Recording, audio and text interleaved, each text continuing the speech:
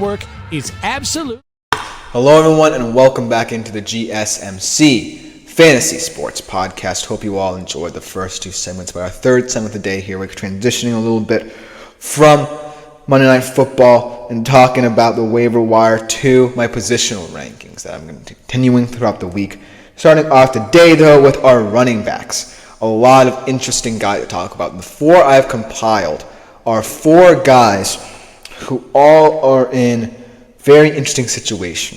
I would say about two of them are in very good situations for where they're at, and the other two are in situations where I feel like they need to be the focal points of their offense going forward.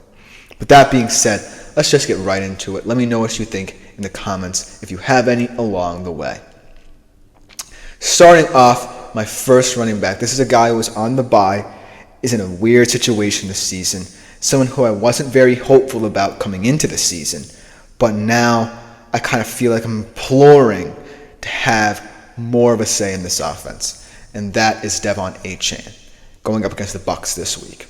Like I said, on the bye, so hopefully the Dolphins have time to really see where they're at going forward. They did say, shockingly, we'll talk about this a little bit later this week, coming from Mike McDaniel, that Tua would be expected to play again this season, so maybe more value will be added to Achane as the season goes along if Tua comes back. But for now, I feel the value that he can add to the Dolphins and to your fantasy team stems from the fact that if Tyler Huntley is the guy, the best way to operate this offense is through a lot of options. Spread options, RPOs, what have you.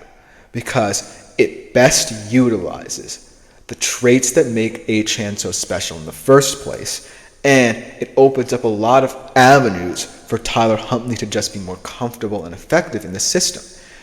If teams are keyed in on an option offense, then Tyler Huntley will have easy completions and more opportunities for yards after the catch from Tyreek Hill and Jalen Waddle. The Devon Achane being an important fantasy asset for the Miami Dolphins opens up a lot of avenues for other Miami Dolphins like we expected at the start of the season. It's just a matter of if Mike McDaniel sees that in this team and wants to operate it with this team going forward. I think, actually, this is against the Colts this game. I don't know why I put the Bucs. I'm sorry about the confusion.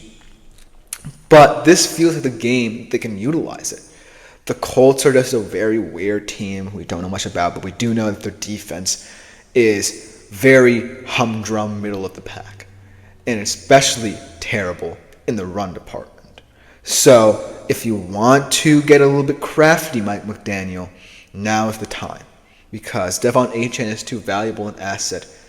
I know I'm kind of going back on what I said at the start of the year to just let fall by the wayside, especially to fantasy football managers everywhere who thought he was going to have a breakout second season as well. And then we shift to a guy who's already an established kind of star for his team in a very important game, perhaps the game of the week, who I really feel is going to get a lot of opportunities in this game. Josh Jacobs and the Texans had 12 fantasy points against Arizona. Certainly not a game where he held much weight because it was Arizona, and no matter how they looked on offense, I would have expected the Green Bay Packers to win that game handily. But going with the Texans, this is a different animal. I feel that the Texans' defensive game plan will mirror that of what Brian Flores and the Vikings did with the Packers in terms of disguising coverages, limiting plays, really kind of trying to confuse Jordan Love. But also what they have that maybe the Vikings didn't necessarily do as often as I thought they would are guys who can generate pressure. And Will Anderson Jr. and Danielle Hunter, you best believe, are going to try and get Jordan Love on the ground. So I feel like there's going to be a lot of healthy touches for Josh Jacobs in this game as a result. And not for nothing, I feel like it's the best path forward for the Packers in this game. Really slowing it down and keeping the explosive nature of the Texans' offense off the field. Because even though that offense has had troubles throughout the season, the Texans, they are liable to get going at any given time. And we saw it this week where they just hammered New England.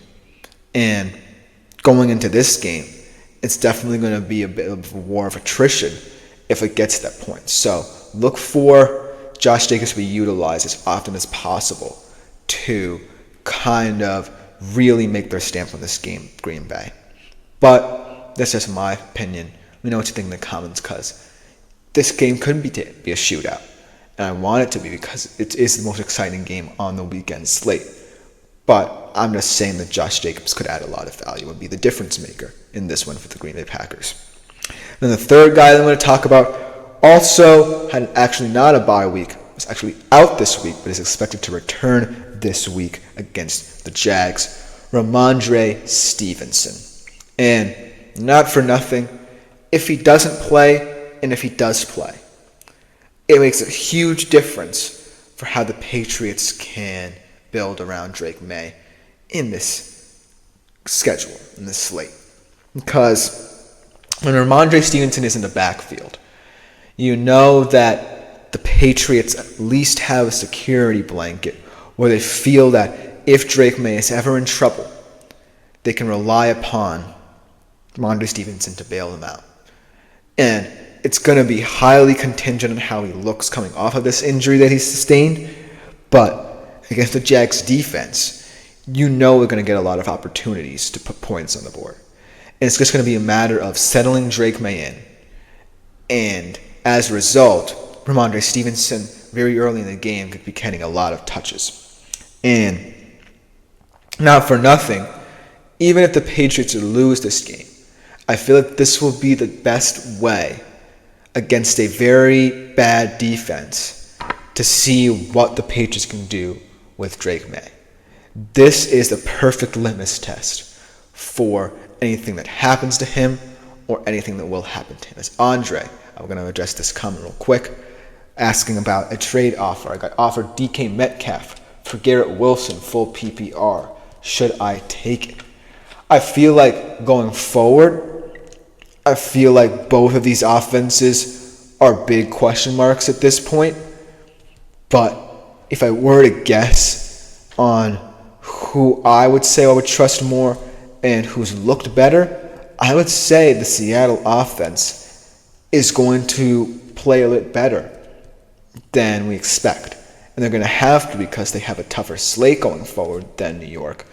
But I just feel like even in those games where they're basically playing from behind, DK Metcalf has always been a decent, solid fantasy wide receiver for them. And he can do no wrong. Whereas Garrett Wilson now, he's going to be very, very frustrated. And it's going to show in how the Jets play going forward. I feel like this move really disrespects the value of what Garrett Wilson and Breece Hall brought to this team. Because I'm sticking by the fact that they should have been the superstars of this team rather than Aaron Rodgers. Because they already did it with this team. And they did it with Zach Wilson, Tim Boyle, and Trevor Siemian as their quarterbacks. So the fact that Aaron Rodgers is ignoring them and not giving them the touches they deserve is very troubling. Whereas DK is going to be the man going forward. I feel it for the Seattle offense. DK is going to get his targets, he's going to get his touches, and most importantly, he's going to get all the big explosive plays in the Seattle offense. So I'm taking this straight up. But the silver lining about the whole Garrett Wilson situation is that maybe, just maybe, if, Aaron Rodgers is just getting so frustrated by what the Jets are trying to do to get him to succeed, maybe he's going to start to see that Garrett Wilson and Breece Hall are going to be the difference makers going forward because everyone's going to be keying in on his buddies in Lazard and Adams now. So maybe that opens up a little bit of opportunity for Garrett Wilson. That's just wishful thinking going forward. So I would immediately accept this trade. I'm going to weigh it out personally because I still have him on my fantasy team. But going forward, it's going to be an interesting kind of thing to monitor in terms of how that Jets wide receiver room looks. But going back into my running backs, Ramondre Stevenson, always going to be a guy who you're going to trust week in, week out, especially against the Jags, especially in a situation where Drake May might need him now more than ever. The last guy that I want to touch on before we go to a quick break is a guy who's in a very surprisingly established running back room in Washington, and that is Brian Robinson Jr. Also did not play, expected to return this week against the Panthers, but this one I feel the most kind of apprehensive about going forward if I'm setting my lineup, because this is a running back room. I don't know why I'm thinking wide receiver room, even though the Washington wide receiver room with Terry McLaurin is looking pretty scary, to say the least there. But this running back room is just so versatile. It's so well balanced that any given moment, any one of those three guys there can have a big play. And it's just the fact that Brian Robinson Jr. is seen as the starter as the reason why I feel that he's going to have a big impact in this game, especially against the Panthers as well. I always say matchups are always important here. But against the Baltimore Ravens, where he didn't play, he could have been a huge X factor in this game if they had to contend with all three Baltimore of him, Eckler, and McNichols. That's dangerous. Jaden Daniels certainly would have had a lot more options and perhaps looked even better in this game. Because if for nothing, he was already very efficient in and potentially have won it. So that's how much value Brian Robinson Jr. adds to this team, just because by adding him to that three-headed running back room, it just makes it so difficult for teams to defend, especially if Jaden Daniels is on as well. And against the Panthers, they're going to look very hapless against this Washington Commanders team. And I feel like with Brian Robinson Jr. back in the field, hopefully, we're going to see a lot of different looks from this offense. Whether Jaden Daniels keeps the ball, whether or not we're going to see Austin Eckler a little bit more in the open field, how the backs factor into the receiving game, we're going to see a complete and utter beatdown. I could look stupid saying that, but this Commanders offense, man, we truly underestimated the value of them, and Brian Robinson was a huge part of that. Let me know what you think in the comments about my running backs list. It's just my opinion based off the matchups that I saw before even Week 6's games were played. But let me know what you think in the comments. Coming up on the other side, transitioning over to my wide receiver positional rankings for this week. We'll be right back after this short break, so don't go anywhere.